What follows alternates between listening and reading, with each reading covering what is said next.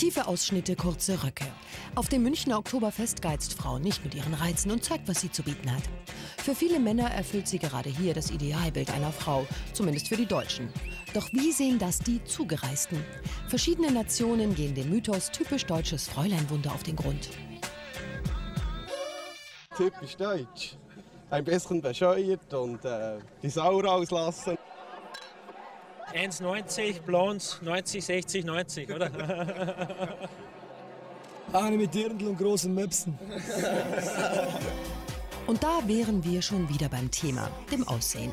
Charakter ist anscheinend doch nur Nebensache.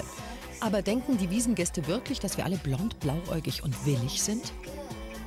Ich glaube, die Mädchen in Deutschland haben so schöne Augen und so schönes blonde Haare und sie sind so schlank. Blond, blauäugig, gut aussehend, attraktiv und meistens intelligent. Blond, guter Geschmack.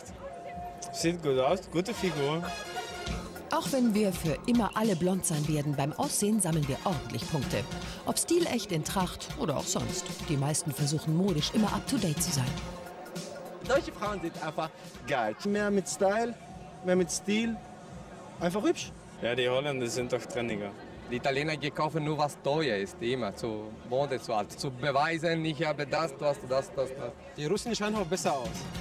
Das Modebewusstsein der Deutschen spaltet die Nationen. Wäre denn noch das Klischee willig, lustlose Spaßbremse oder aufregende Flirtmeisterin? Man kann sich besser unterhalten. Genau. Man kann sich wirklich besser unterhalten, weil gerade diese Frauen einfach offener sind. Die deutsche Frau, schon.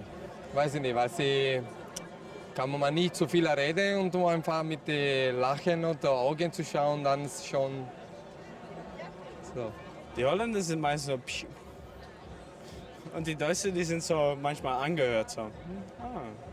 Und sind viele einfacher mit ihnen ins Gespräch zu kommen als mit Frauen in der Schweiz. Statt holländischem Hochmut überzeugt deutsche Lockerheit. Und wer es dann vom ersten Gespräch sogar bis zu einer Beziehung geschafft hat, wird immer wieder überrascht. Sie können gut essen machen, finde ich. Ich habe sehr gern Kartoffeln und Wurst. Ja. Das ganze Familienprinzip hier in Deutschland ist anders. Weißt? Wir sind richtig Familie-Leute. Weißt? Die Südländer sind einfach Familie-Leute. Wir halten zusammen. Ist einfach geil. Mama ist da, Papa ist da, freue mich immer, die zu sehen. Und hier, wenn du gehst mit Freundinnen, ja, den Vater besuchen.